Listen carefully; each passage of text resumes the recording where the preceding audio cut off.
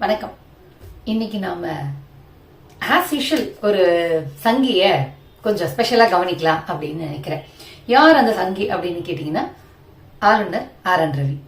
அவர் என்ன சொல்லியிருக்கார் அப்படின்னா, ஆரியர்கள் ரொம்ப நல்லவர்கள், ஆனா தமிழ்நாட்டில தான் ஆரியர்களை ரொம்ப தப்பா சொல்லிட்டாங்க அப்படின்னு ரொம்ப வேதனைப்பட்டிருக்கார். அவருடைய வேதனையை போக்குறதுக்காகவே நான் வந்திருக்கேன். ஆரியர்கள் எப்படிப்பட்டவர்கள் அப்படின்னு சொல்றதுக்கு முன்னாடி எல்லாரும் என்ன கேட்கிறா அப்படின்னா, ஆளுநரை பார்த்து ஆளுநருடைய வேலை என்ன அப்படின்னு கேட்கிறா. ஆளுநருடைய வேலை அப்படிங்கறது அந்தந்த மாநில அரசு, இப்ப தமிழ்நாட்டில் இருக்க ஆர்.என். ரவி அப்படின்னா, மாநில அரசு நிறைவேற்றி அனுப்புற சட்ட மசோதாக்கெல்லாம் கையெழுத்து போடுறது. ஆனா ஆளுநர் ரவி அதை தவிர்த்து மத்த எல்லாம் பண்ணிட்டு இருக்க. இந்த மாதிரி மசோதாக்கெல்லாம் சைன் போடுறது இல்ல அப்படின்னு சொல்லிட்டு தமிழ்நாடு அரசு கோர்ட்ல கேஸே போட்டுடுத்துன்னா பாத்துக்கோங்களேன். ஆனா அதையும் ஆரிய ரவி அப்படின்ற இதுல இருந்தே உங்களுக்கு புரிஞ்சிருக்கணும் ஆரியர்கள் இப்படிப்பட்டவர்கள் அப்படின்னு. சோ ஆளுநருக்கு செய்ய வேண்டிய கடமை எதுவுமே செய்யாம ஆரியர்களை காப்பாத்துறதுக்கு வர அப்படின்னா, ஆளுநருடைய சேவைய நல்ல எண்ணத்தை பாராட்டி நம்ம அவரை ஸ்பெஷலா கவனிக்க வேண்டியது நம்ம கடமை இல்லையா? கவனிச்சிருவோம் இல்லையா?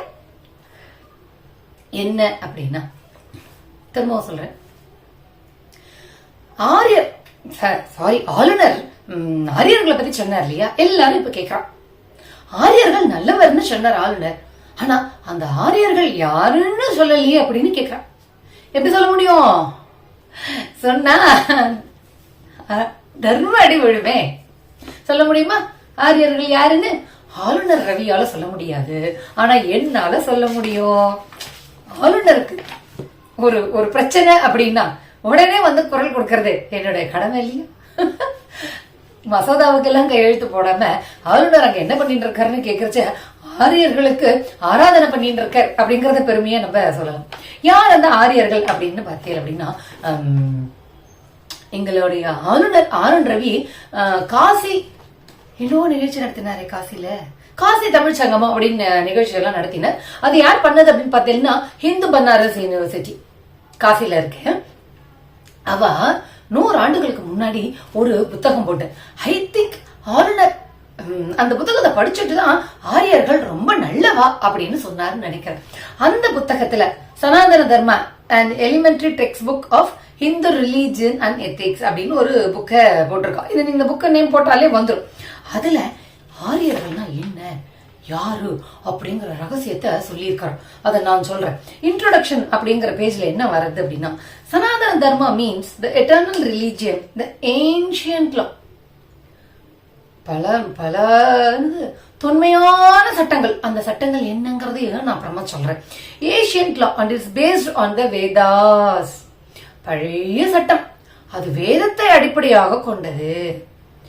sacred books given to men many long ages ago. This religion has also been called the Aryan religion.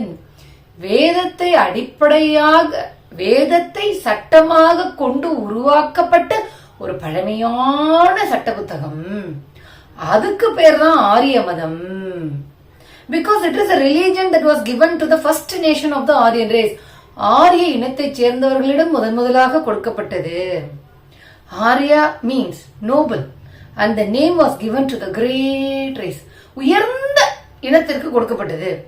much finer in character, நல்ல குணம் கொண்டவாளாம். இததான் ஆளுநர் ரவி சொல்லியிருக்க. and appearance than the races which went before it in the world's history. the first families, இப்ப வர்றது மிக முக்கியமான இடம். the first families of these people, அதாவது ஆரிய இனத்தை சேர்ந்தவர்கள், the first families of these people settled in the northern part of the land now called India. இந்தியான்னு இப்ப சொல்லப்படுகின்ற நிலப்பரப்பில் நார்த்தில் குடியேறியவர்கள், அதாவது வந்தேரிகள் அப்படின்னு சொல்லணும். அதனாலதான் ஆரிய ரவி ஆளுநர் ரவி ஆரியர்கள்னு யாருன்னு சொல்லல. இப்ப எப்படி தமிழ்நாட்டுல இந்த பாலியல் பொறுக்கி கட்சியை சேர்ந்த சீமான் தெலுங்கர்கள், மலையாளிகள், கன்னடர்கள் வந்தேரிகள்னு சொல்லிட்டு இருக்கா இல்லையா? ஆக்சுவலா அது இல்ல உண்மை. அவள இங்க இருந்தவாதான், தமிழ் பேசிட்டு இருந்தவாதான், திராவிட மொழி குடும்பத்தை பேசிட்டு இருந்தவாதான். இந்த நார்தன் பார்ட்ல வந்து ஃபர்ஸ்ட் செட்டில் ஆனா பாருங்க ஆரிய மதம். அவ பேசுற மொழியோட கலந்து பல மொழிகள் தெரிஞ்சிருத்து. Actually we should call Aryans as வந்தேரி. அந்த உண்மையை சொல்லப்படாதுங்கிறனால ஆரியர்கள்லாம் யாருன்னு சொல்லல ஆளுநர். So, in latest days, this religion was called the Hindu religion. ஏன் கூப்பிடுற? ஏன் இந்து ரிலிஜியன் கூப்பிடுறேன்? பழம்பெருமையிலேயே வேதத்தை அடிப்படையாக கொண்டது. ஆரிய மதம்னு சொல்லிடலாமே. சொன்னா அடி விழும், சொன்னா அந்த சூழ்ச்சியெல்லாம் வெளில தெரிஞ்சிடும் அப்படிங்கிறதுக்காக அவ ரொம்ப அமைதியா இருக்கா. இந்த ஆரிய மதத்தினுடைய, இந்த இந்து மதத்தினுடைய அடிப்படை புத்தகம் என்ன அப்படின்னு பார்த்தீங்கன்னா வேதம் அண்ட் ஸ்மிருதி. ஸ்மிருதினா மனுஸ்மிருதி இருக்கு இல்லையா, அதுதான் அடிப்படை அப்படின்னு அந்த புத்தகத்துல சொல்லியிருக்கு. சோ இதனாலதான் ஆரிய ரவி, தட் இஸ் சங்கி ரவி, ஆளுநர் ரவி ஆரியர்கள்லாம் ரொம்ப வசதி அப்படின்னு சொல்லியிருக்கான். இந்த ஆரியர்கள் எப்படிப்பட்ட நல்லவர்கள் அப்படிங்கறத எடுத்து சொல்றது என்னுடைய கடமை. நம்மளுக்கு என்ன கேள்வி வர்றது அப்படின்னா, ஆரியர்கள்லாம் ரொம்ப நல்லவா அப்படின்னு ரவி சொல்லிட்டாரே ஆளுநர் ரவி, அப்ப மத்தவா எல்லாம் கெட்டவாளோ? இந்த கேள்வி வரும் இல்லையா? நேக்கு வர்றது உங்களுக்கு வர்றதா அப்படிங்கறது நேக்கு தெரியல. ஒண்ணு. அடுத்தது, எவ்வளவு நல்லவங்க அப்படின்னா, இந்த இந்தியாங்கிற நிலப்பரப்புல வந்து செட்டில் ஆனா இல்லையா அந்த ஆரியர்கள். அந்த ஆரியர்கள் என்னென்ன தெரியுமா பண்ணினா, அவ பண்ண நல்ல காரியம் ரொம்ப நல்லவா இல்லையா, அதனால நான் வந்து பட்டியல் போட்டு வச்சிருக்கேன், அது உங்ககிட்ட சொல்லணும்னு ஆசைப்படுறேன். வந்து குடியேறிய நாட்டுல இருக்கிறவா மேல இந்த வர்ணாசிரமத்தை வந்து எடுத்துட்டு வந்து பூசினான். பிராமணர்கள், சத்திரியர்கள், வைசியர்கள், சூத்திரர்கள், பஞ்சமர்கள்னு உண்ட வந்த நாட்டுல வர்ணாசிரமத்தை பூசி அவ மேல தீண்டாமைய உருவாக்கினா பாருங்க. த கிரேட் நல்லவா. இந்தந்த ஜாதி இந்தந்த இடத்துல நிக்கணும், இந்தந்த ஜாதி இந்தந்த தெருவுல வரணும், இந்தந்த ஜாதி இந்த தெருக்குள்ள வரப்படாது, இந்தந்த ஜாதி இது படிக்கப்படாது, இந்தந்த ஜாதி இது சாப்பிடப்படாது, இந்தந்த ஜாதி இது துணி போடப்படாது, இந்தந்த ஜாதி இந்த கிணத்தை தொடப்படாது, இந்தந்த ஜாதி இந்த தண்ணியை தொடக்கூடாது அப்படின்னு எல்லாம் உருவாக்கி வச்சிருந்த நல்ல மனம் கொண்ட மகான்கள் அவ எல்லாரும். அது புரிஞ்சுக்காம நீங்கெல்லாம் வந்து ஆரியர்கள் வந்து பழிச்சு பேசிட்டு இருக்கு. அடுத்தது என்ன பண்ணிருக்கா, அந்த வந்து குடியேறினாலேயே வந்தேரிகள் ஆரியர்கள் அவ என்ன பண்ணினா, உங்களுடைய ராஜாக்கள் எல்லாரையும் கைக்குள்ள போட்டுண்டு சதுர்வேதி மங்கலம் இறையிலி அப்படின்னு நிலத்தையும் ஃப்ரீயா வாங்கிண்டு, அதுல வேலை செய்யறதுக்கு கூலி ஆட்களையும் ஃப்ரீயா வாங்கிண்டு, வரியே கட்டாம சொகுஷா இங்க இருக்க மக்களுக்கு சேவகம் செஞ்சுட்டு இருந்தான். என்ன சேவகம்? வர்ணாசிரமத்தை உருவாக்கி தீண்டாமைய தெளிச்சுன்றதா. அதுதான் அவ பண்ணிட்டு இருந்த சேவகம். அப்புறம் வேற என்ன பண்ணினான், தன்னை தவிர மத்த வர்ணத்தா யாரும் படிக்கவே படாது அப்படின்னு உயர்ந்த உள்ளத்தோட சட்டத்தெல்லாம் உருவாக்கினான். படிச்சு எதுக்கு வீணா கஷ்டப்படுவானே, படிக்காம ஜாலியா இருக்கலாம் இல்லையா, அப்படி ஒரு சட்டத்தை கொண்டு வந்தான். அந்த சட்டத்துக்கு பேர் என்ன? வர்ணாசிரம தர்மம், மனுஸ்மிருதி தர்மம், இந்து தர்மம். இந்து தர்மம்னு சொன்னாதானே நீங்களாம் வாய மூடின்னு இருப்பேன். ஆரிய தர்மம்னு சொன்னா கழட்டி அடிக்க மாட்டேல. அடுத்தது வேற என்ன பண்ணோம், மிக முக்கியமா இதை நான் வந்து சொல்லணும்னு நினைச்சுட்டு இருந்தேன். இந்தந்த வர்ணத்தார்களுடைய நிழல் கூட தரையில படப்படாது, மிக முக்கியமா ஆரியர்கள் மேலேயும் படப்படாது அப்படின்னு சட்டம் எல்லாம் உருவாக்கி வச்சிருந்தோம். இப்படி ஆரிய தர்மத்தை பார்த்து கத்துண்ட ஆண்ட ஜாதிகள் இது அப்படியே அவளுக்கு கீழே இருக்கக்கூடிய வர்ணத்து மேல செலுத்தின்னு இருக்கா. அப்போ ஆரியர்கள் மற்ற வர்ணங்களுக்கு தவறான முன்னுதாரணமாக இருந்திருக்கிறா. இது எப்படி வெளியில பகிரங்கமா சொல்ல முடியும்? ஆளுநர் ஆர்.என். ரவியால. அதனாலதான் அப்படி பூசி மொழிகி ஆரியர்கள்லாம் ரொம்ப நல்லவா அப்படின்னு சொல்லிட்டு இருந்தா. இப்ப அந்த ஆரியர்கள் யாருன்னு கடைசி வரைக்கும் சொல்ல மாட்டா, பட் பாக்குற உங்களுக்கு எல்லாம் தெரியும். இப்ப அந்த ஆரியர்கள் மாநில உரிமைக்காக வந்து குரல் கொடுத்திருக்காளோ. இப்ப அந்த ஆரியர்கள் மாநிலத்திற்கு வரி வருவாயை மோடிஜி கொடுக்கறதில்ல அப்படின்னு யாராவது வந்து போராட்டம் பண்ணியிருக்காளோ. இப்ப இந்த ஆரியர்கள் நீட் எக்ஸாமுக்கு எதிராக யாரும் போராட்டம் பண்ணியிருக்காளோ. பண்ண மாட்டேன். ஏன்னா அவள ரொம்ப நல்லவா.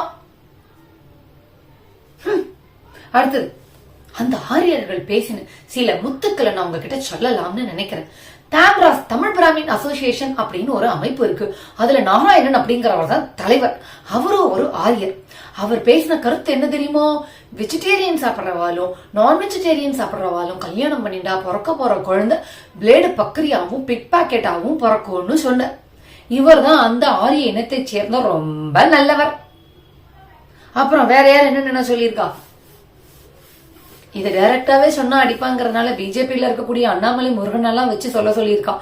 என்ன அப்படின்னா, கோவிலெல்லாம் பிராமணால தவிர வேற யாராலும் பாத்துக்க முடியாது, அவ பாத்துட்டாதான் கோவிலும் மதமும் சுபிக்ஷமா இருக்கும்னா. எந்த இவா பாத்துண்டா? நிழல் கூட படக்கூடாது, பொது கிணத்துல தண்ணி அடக்கப்படாது, பள்ளிக்கூடம் படிக்க வரக்கூடாது. இப்பயும் கோவில் கருவறைக்குள்ள சூத்ரா அதாவது பிராமணர் அல்லாதவா நுழைஞ்சானா கடவுளுக்கே சக்தி குறைஞ்சு போயிடும், அது ஆகமத்துக்கு எதிரானது அப்படின்னு சொல்லிட்டு உச்ச நீதிமன்றம் வரைக்கும் கேஸ் போட்டிருக்கா பாருங்க. அவதான் இந்து மதத்தையே பாதுகாத்துட்டு இருக்கவாளாம். அவளா இந்து மதத்தை பாதுகாக்கிறாளா இல்ல இந்து மதம்ங்கிற பேர்ல ஒளிஞ்சுட்டு இருக்க ஆரிய தத்துவத்தை காப்பாத்துறாளா அப்படிங்கறது இப்ப உங்களுக்கு புரிஞ்சிருக்கும். அடுத்ததான், இந்த ஆரியர்கள் யாராவது தமிழ் மொழியை காக்கணும், தமிழ் மொழி சிறப்பை காக்கணும், தமிழ் மொழி மோடிஜி ஆட்சியினால ராமராஜ ஆட்சியத்தினால நசுக்கப்படுறது, ஒதுக்கப்படுறது, புறக்கணிக்கப்படுறது, அழிக்கணும்னு நினைக்கிறா, முயற்சி பண்ணிட்டு இருக்கான் அப்படிங்கறதுக்கு எதிராக யாரானு பேசியிருக்காளோ? பேச மாட்டான். ஏன்னா ஆரியர்கள்லாம் ரொம்ப நல்லவா. ஆளுநர் ஆர் என் ரவி சொல்லியிருக்க. அப்புறம் மிக முக்கியமானது, ஆரியர்கள்லாம் எந்த அளவிற்கு மனிதத்தன்மையோட நடந்துப்பா தெரியுமா? பாசிசத்தால யாரானும் நசுக்கப்பட்டாலும் மிதிக்கப்பட்டாலோ, அவளுடைய வீடு இடிக்கப்பட்டாலோ, இல்ல சூத்ரான்னு இழிவுபடுத்தப்பட்டாலோ, இல்ல பஞ்சமான்னு இழிவுபடுத்தப்பட்டாலோ, இல்ல இவெல்லாம் பஞ்சமர்கள்னு கோவிலுக்குள்ள நுழைய விடாம யாரானு தடுத்து வச்சிருந்தாலோ, அதையெல்லாம் பார்த்தும் பார்க்காத மாதிரி அமைதியா இருப்பான். அந்த அளவிற்கு மனித நேயம் கொண்டவன். அடுத்தது, ஆரியர்களுடைய நல்ல குணத்தில் இது ரொம்ப மிக முக்கியமானது. அவ குடியேறினா பாருங்க இந்த நிலம், இந்த நிலத்துல இருக்கக்கூடிய வரலாற்றையே மாற்றி ஆரியர்களுடைய வரலாறா மாற்றணும் அப்படின்னு சதித்திட்டம் தீட்டக்கூடிய அளவுக்கு நல்லவன். அடுத்தது,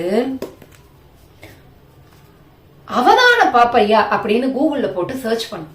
அவர் யாருன்னு கேட்டல்னா, பிரிட்டிஷ் இந்தியாவுல ஊழல் பண்ண முதல் ஆரியர். பிரிட்டிஷ் இந்தியாவுல, இந்த இந்தியாவுல சுதந்திர இந்தியாவுல ஊழல் பண்ணவால டி கிருஷ்ணமாச்சாரி, ஏன் இரும்பு பெண்மணி ஜெயலலிதா ஆரியர் தான்.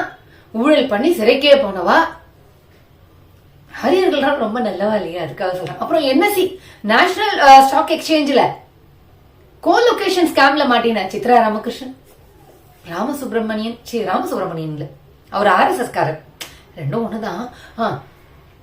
ஆனந்த் சுப்பிரமணியன், இவ ரெண்டு பேரும் NSEயோட கோலொகேஷன் ஸ்கேம்ல மாட்டினவா. இவாலும் ஆரியர் தான். அதுக்கப்புறம் இப்போ ஸ்டாக் எக்ஸ்சேஞ்சில் செபில மாட்டின் இருக்காளே மாதாபி புர்புஜ், அவ மேல விசாரணை வேற தொடங்க போறது, கோர்ட்டே சொல்லி இருக்கு. முகாந்திரம் இருக்கு, அவ தப்பு பண்ணியிருக்கா அப்படின்னு சொல்லி அதானிக்கு ஃபேவரா சில சட்டத்திட்டங்களை மாத்தினா இது ஒரு குழக்கத்தோன்னு சொல்றாளே. அந்த மாதாபி புர்புஜ் உட்பட பல பேரு ஊழல் செஞ்சவா. ஆரியர்கள் ரொம்ப நல்லவர்னு சொன்னார் இல்லையா ஆளுநர் ரவி. அந்த ஆரியர்களுடைய நல்ல குணங்களையும் நல்ல நடவடிக்கைகளையும் இப்ப நான் உங்களுக்கு எடுத்து சொல்லிட்டேன். முடிவு உங்க கையில. வணக்கம்.